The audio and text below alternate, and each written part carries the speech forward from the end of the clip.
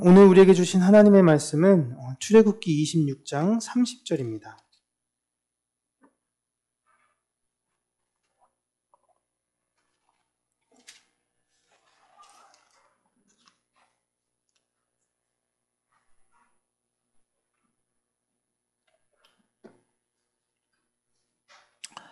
출애굽기 26장 30절 우리 함께 읽겠습니다. 너는 산에서 보인 양식대로 성막을 세울지니라. 아멘. 오늘은 하나님의 처소, 성막에 대해서 이제 우리가 본격적으로 함께 나누어 보도록 할 텐데요. 사진을 하나 보여주시면 이게 성막의 모형이죠. 그림입니다. 이번 주부터 하나님의 집, 하나님의 처소인 성막을 우리가 함께 배우려고 하는데 성막에 대해서 다시 한번 정리하면서 준비하다 보니까 또 내용이 굉장히 방대하고 어디까지 설명을 해드려야 우리 성도님들이 좀 더 쉽게 잘 이해할 수 있을까라는 걸 고민하면서 쓰다 보니 분량이 한도 끝도 없이 늘어나고 있기도 했었어요. 물론 제가 늘 우리 교회에서 시험을 볼 때마다 생각하는 게 이거 시험 너무 쉽게 내는 거 아닌가? 이거 다 맞으면 어떡하지? 라고 생각할 때 언제나 제 예상은 빗나가죠. 유초등부도 그렇고 청년부도 그렇습니다. 이제 여지없이 다 빗나가요. 네. 제가 아무리 쉽게 한다고 해도 결국에는 성령님께서 여러분들의 마음에 노크해 주시지 않으신다면, 그걸 분별하여 들려주시지 않는다면 정말 방법이 없구나라는 것만 계속 깨닫고 있습니다. 그래서 추려서 계속 그렇게 줄였어요. 그동안 우리가 이 성막에 대해서 보면 구조에 대해서도 굉장히 많이 이야기를 했고 의미에 대해서도 함께 나눴습니다. 그런데 성막을 배우면서 놓치기 쉬운 것은 성막의 구조며 이게 높이가, 넓이가, 깊이가 이런 게 어떻게 되는 거 다 알아봐야 이 성막이 나와 상관이 없으면 아무 소용이 없다라는 것입니다. 즉, 내 안에 이 성막이 있느냐 없느냐가 가장 중요한 것이지 성막의 구조를 다 외우는 것이 더 중요한 것은 아니에요. 제가 다시 한번 말씀드리면 더 중요한 게 있고 덜 중요한 게 있지 둘 다 중요합니다. 하나님을 사랑하면 하나님의 말씀을 사모하게 되죠. 그러다 보면 말씀을 읽을 수밖에 없고 읽다 보면 12명의 제자의 이름을 외우기도 하고 성경 66권의 순서를 외우기도 하고 사랑하고 관심이 있다 보면 알게 되는 것이죠. 그러나 모른다고 해서 내가 사랑하지 않는 건 아니죠. 하지만 성막의 구조를 아는 것보다 이 성막이 나와 어떠한 관련이 있는가를 아는 것이 훨씬 더 중요합니다. 여러분은 혹시 여러분의 집이 전용 면적이 몇 평인지 아시나요? 공급 면적과 전용 면적을 구분해서 우리 집은 몇 평입니다. 아시는 분 계시나요? 잘 모르시죠? 그냥 실평수가 대략.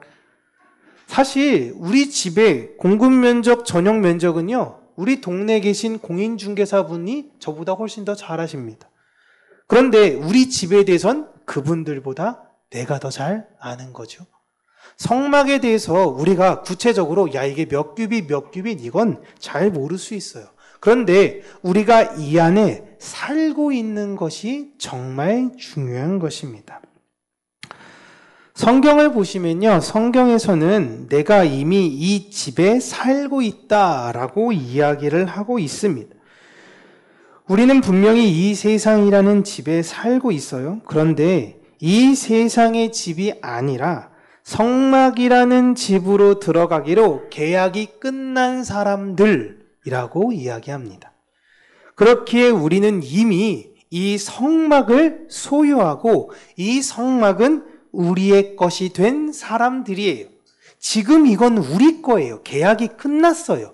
하지만 잠시 우리가 이 세상에 살고 머지않아 저 집에 들어가게 되는 것입니다. 그러나 소유권이 누구예요? 내 겁니다. 하나님은 이스라엘이 출애굽하기 전에 그 누구에게도 이런 성막과 같은 장소를 만들라고 하지 않으셨습니다. 출애굽했던 이들에게 처음 요구하셨던 거예요. 하나님께서 이런 성막이라는 장소를 만들라고 하신 이유는 여러 의미가 있지만 성막의 핵심은 내가 너희와 함께 있고 함께 움직인다라는 것을 눈으로 보여주시는 거예요. 다시 한번요. 성막의 핵심은 내가 너희와 함께 있어. 이걸 가시적으로 보여주는 거예요. 그리고 내가 너희와 항상 함께 있다라는 걸 눈으로 보여주는 상징입니다. 물론 우리가 가면 그곳에 하나님이 가시는 게 아니라 하나님이 가시는 그곳으로 우리가 따라가는 구조인 것이죠. 그동안 이제 성막이 세워지기 전에 제사를 드렸던 방식을 보시면요. 고정적 장소에서 드렸습니다. 다만 여러 군데의 고정적인 제단의 장소를 마련했어요.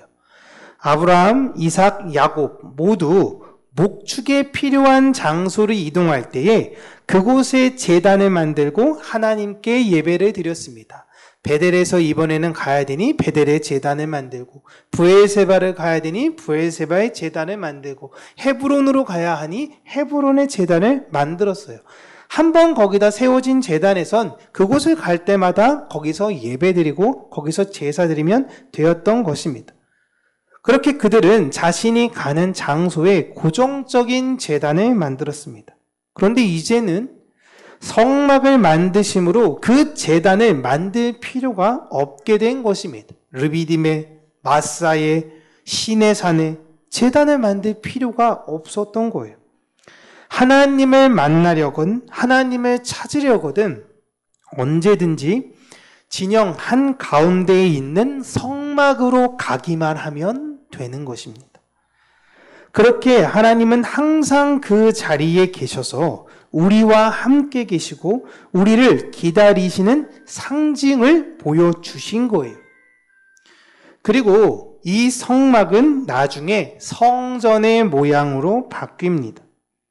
그러나 이스라엘 사람들은 성전이 생긴 이후 성막의 본질적 의미를 잃어버렸어요. 성막의 본질적 의미는 내가 너희와 함께 있고 내가 너희와 함께 이동할 것이야 라는 것이 핵심이었고, 그냥 성전이라는 고정적 장소를 세운 것 뿐인데 하나님은 성전이라는 특정 장소에만 고정적으로 계시는 분이라고 먼저 인식을 해버린 것입니다.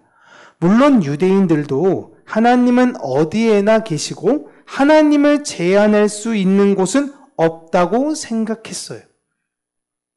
그러나 성전에는 반드시 하나님이 계신다라고 생각을 했어요. 이게 맞으면서 틀린 말입니다. 이런 유대인들의 모습이 오늘날 사는 교인들에게도 똑같이 적용이 돼요. 대부분 많은 교회 다니는 사람들이 하나님은 어디 계십니까? 라고 물어보면 뭐라고 대답하냐면 하나님은 내 안에 계십니다. 하늘에 계십니다. 어디든지 계십니다. 라고 이야기를 해요. 그러나 이상하게도 하나님이 예배당에는 반드시 계실 것이다 라고 생각을 해요. 이 평강교회 안에 하나님이 계심을 믿으십니까? 그죠? 믿으시죠? 예배당을 하나님의 처소라고 생각을 해요. 그런데 하나님의 처소가, 그 성전이 바벨론에 의해 무너지게 되었습니다. 유대인들 마지막까지 저항했던 이유가 무엇이냐면 하나님의 성전을 지키자는 거예요. 그 말은 하나님을 지키자는 겁니다. 우리는 하나님을 지키며 싸워야 한다. 죽기까지 싸워야 한다라는 겁니다.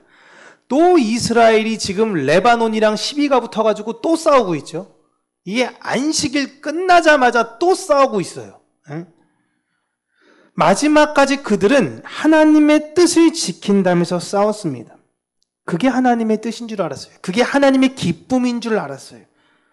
하나님이 원하시는 것이 하나님의 성전을 지키는 것인 줄 알았어요. 그런데 하나님은 그 성전이라는 건물을 지키는 것이 아니라 하나님의 뜻을 지키기를 원하셨던 거예요.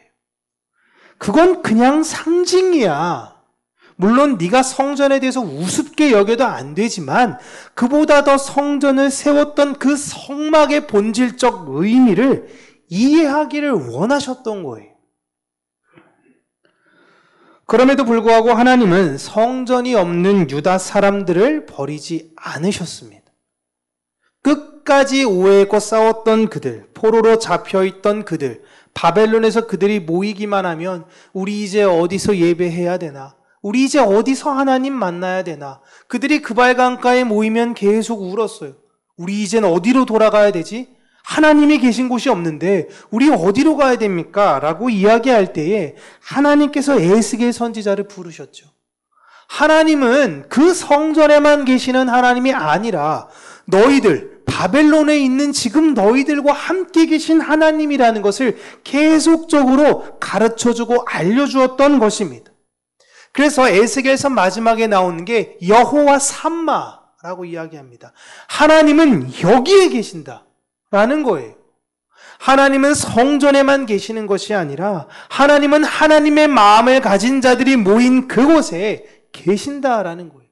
그렇게 평강교회에 하나님이 계신 이유는 이 교회의 건물 때문에 계시는 것이 아니라 이 안에 하나님께 예배를 드리려는 여러분 때문에 이 안에 계시는 거예요.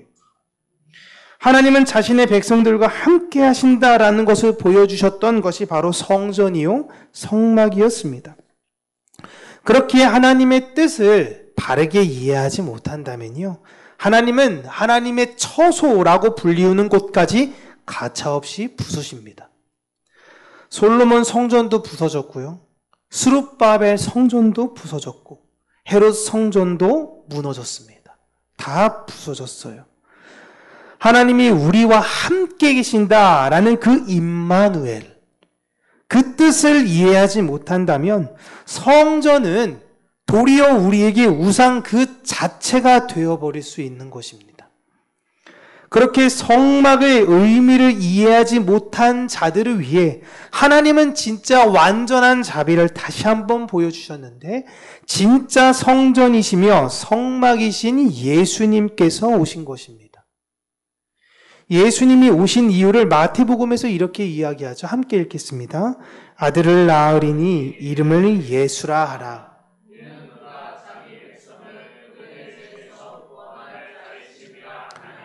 이 모든 일이 된 것은 주께서 선지자로 하신 말씀을 이루려 하심이니, 이르시되 보라, 처녀가 잉태하여 아들을 낳을 것이요 그의 이름은 임마누엘이라 하리라 하셨으니, 이를 번역한즉 하나님이 우리와 함께 계시다 함이라. 아멘. 예수님은 이 땅에 성막으로 임마누엘이신 하나님을 보이러 오셨습니다. 그래서 성막이 가는 곳마다 하나님의 역사가 이루어지고 회복이 이루어졌어요. 그렇듯이 예수님이 가는 곳마다 기적이 일어나고 회복이 일어나게 되었습니다. 그리고 그 성막이신 예수님의 사역은요, 십자가에서 완성되었습니다. 이제는 예수님께서 하늘로 가시기에 그 성막을, 그 움직이셨던 성막을 우리는 만날 수 없으나 십자가라는 완전한 성전을 세워주심으로 우리는 그 십자가로 가서 용서함을 얻을 수 있게 된 것입니다. 그리고 그 십자가는 이 세상 특정 어디의 장소, 여전히 골고다 거기 위에 세워두신 것이 아니라 성령께서 각자의 하나님께서 부르시는 자들 마음 가운데 두셔서 언제든지 우리가 예수 그리스도의 이름으로 우리 안에 십자가를 찾아가 하나님께 구한다면 우리의 기도를 들어주시겠다, 우리를 긍휼히 여겨주시겠다라고 약속하셨던 것입니다. 이 내용은 이미 구약에서도 동일하게 적용된 거예요. 어느 날 갑자기 예수님 이후에 일어난 것이 아니라 구약에서도 동일하게 하나님께서 말씀하십니다. 역대하 7장 14절 보시면요, 내 이름으로 일컫는 내 백성이 그들의 악한 길에서 떠나 스스로 낮추고 기도하여 내 얼굴을 찾으면 내가 하늘에서 듣고 그들의 죄를 사하고 그들의 땅을 고칠지라. 아멘. 하나님께서는 여러분의 땅을, 내 마음의 밭을 새롭게 하시기로 약속하셨습니다. 하나님께서 그들에게 얘들아 성전으로 나아가, 성전으로 그냥 오는 그 행차하라는 의미인 것이 아니라 성전에 왜 오는지 그 마음에 대해서 알고 너희들의 죄를 나에게 고백하며 때로는 좋은 일이 있을 때 함께 화목으로 나누며 그렇게 은혜와 사랑을 가지고 성전으로 나아와. 그와 동일하게 우리가 십자가에 나아가는 그 마음이 동일한 겁니다. 하나님, 이 세상에서 무거운 나의 마음, 이 세상에서 자꾸만 세상으로 향하려는 나의 마음, 하나님 불쌍히 여겨주시옵소서. 하나님, 이런저런 좋은 일들이 있어요. 참 저 사람이 이제 예수님을 믿게 됐대요. 저 사람이 하나님의 은혜를 고백하게 됐대요. 너무너무 좋은 일이에요. 우리는 슬프거나 기쁘거나 모든 일이든지 십자가로 나아가야 된다라는 것입니다. 항상 우리는 그 십자가 그늘 아래 있어야 되는 거예요. 이 세상에서 치이고 괴롭고 마음 둘 곳이 없을 때에 이 세상에서는 위로와 평안을 찾을 수 없습니다. 세상이 여전히 좋은 사람들은요, 지금도 여전히 세상에서 그 기쁨을 찾죠. 그렇다고 여러분 너무 정죄하지는 마세요. 탕자가 아버지한테 재산의 절반을 달라고 요구합니다. 그때 아버지가 이놈의 자식이 정신 빠진 소리 하고 있네. 회초리 갖고 와. 하나님이 회초리 때리고 돈 안 주지 않았어요. 돈을 주면서 도리어 그래 한번 나갔다 와봐 라고 이야기를 했습니다. 그들은 지금 그러한 일을 겪을지 몰라요. 우리는 다만 이곳에서 아버지 곁에서 아버지의 사랑을 잘 알고 우리에게 맡겨진 일을 충실하게 잘 행하면 되는 것입니다. 그런데 그 비유의 문제는 예수님께서 말씀하실 때에 첫째 아들의 태도였어요. 둘째 아들이 돌아왔을 때에 왜 하나님, 왜 아버지 저 사람에게 더 많은 것들을 은혜로 주셨습니까? 라는 그 마음이었던 거죠. 우리가 예배를 드리면서 준비해야 되는 마음은 그들이 언제든지 이 십자가 안에 예배당에 나올 때에 그들에게 위로와 평안을 전해주는 역할을 해야 된다라는 것입니다. 오직 내 안에 계신 그 십자가, 영원하신 성막이신 예수 그리스도, 우리가 이 세상에 살아갔을 때에 평안을 얻을 수 있는 길은, 안식과 기쁨을 누릴 수 있는 건 오직 예수밖에 없습니다. 임마누엘이라고 하나님께서 우리에게 약속하셨어요. 내가 너희와 함께 있겠다. 하나님의 처소는 여러분 여기 있다 저기 있다 그렇지 않습니다. 바로 여러분 안에 있는 것입니다. 하나님께서 눈에 보이는 성전들은 다 사라지게 하셨어요. 이젠 성지라는 곳은 없어요. 여러분들, 하나님께서 고치신 여러분들의 그 땅, 내 내면이 바로 하나님이 거하시는 거룩한 땅인 성지인 것입니다. 그 안에서 하나님의 말씀을 굳건히 세우고 여러분 살아가시길 바랍니다. 이 세상에 눈에 보이는 모든 것들은 다 사라졌으나 하나님의 말씀은 사라지지 않았습니다. 풀은 마르고 꽃은 시드나 우리 하나님의 말씀은 영원하십니다. 눈에 보이는 이 세상에서 방법을 찾고 마음을 두는 것이 아닌 내 안에 계신 영원한 성막으로 세워진 십자가를 붙드시며 그 십자가로 살아가고 십자가 그늘 아래 사는 저와 여러분들 되시기를 주님의 이름으로 축복합니다. 기도하겠습니다. 살아계신 하나님 아버지, 하나님께서 하나님의 처소마저도 파괴하시면서 하나님께서 그토록 원하셨던 하나님의 뜻을, 하나님의 그 길을 알기를 원하시는 하나님의 그 마음을 우리가 헤아리는 자들이 되기를 원합니다. 우리 평강교회 안에서 예배드리는 모든 성도님들이 그 마음과 뜻을 알아 이 세상을 살아가는 자들이 되어지기를 간절히 원합니다.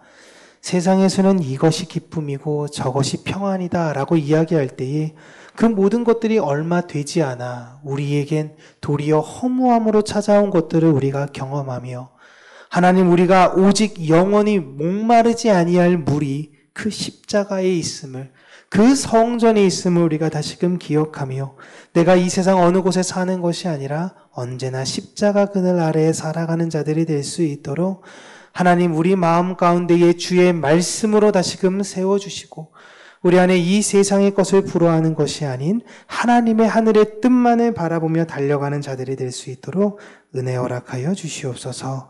예수님 이름으로 기도합니다. 아멘.